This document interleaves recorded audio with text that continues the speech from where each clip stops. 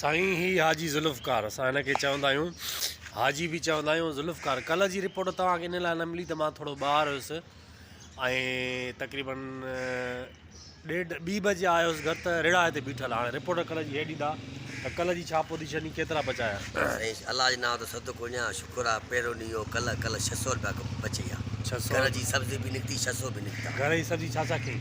अब बिह खे में, पालक खे में, पली खे में। अच्छा, काय भाई मोटी आई? सही अलाह तो हयाती ॾे 1:30 बजे मोटी आहिनि। अब 1:30 बजे ही रेड़ी खाली करे आया, 600 रुपया बचाया आहियो ऐं 100 150 जी या 200 जी सब्जी भी घर लाइ खई है न। अॼु जेके हिन आइटम हया आहिनि उहे हया त अथव बिह घणा खां ॾे? सही 20 किलो बिह, हा 10 किलो पली, 20 किलो पालक। ज़बरदस्त। 20 किलो बिह, 10 किलो पली ऐं 20 किलो पालक। सही आहे साईं। ही तव्हांजी ॾिसो ज़ुल्फ़कार जी रेड़ी ऐं ज़ुल्फ़कार कल्ह हिन माशाल्लाह सां 600 रुपया बचाया हिक ॿिए ताईं।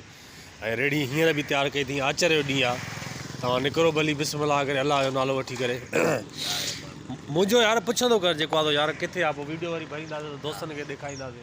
सही आहे, भली तव्हां हलो।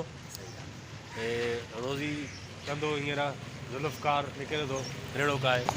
सो हिन कल्ह यार 600 रुपया बचाया हिक बजे ताईं। हाणे परियों जेको शाहजहान बीठो आहे उन खे ॾिसूं था। दोस्तो शाहजहान बि हया आहिनि अॼु। घणा घणा हया अथई भाउ?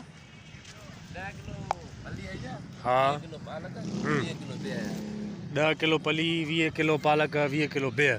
हे शाहजहान खे मुंहिंजी रेड़ी आहे ऐं हलाए थो पियो। ऐं कल्ह घणा बचाया आई तक़रीबन? कल्ह 500 रुपया बचाया ऐं 2 किलो बिह बचाया।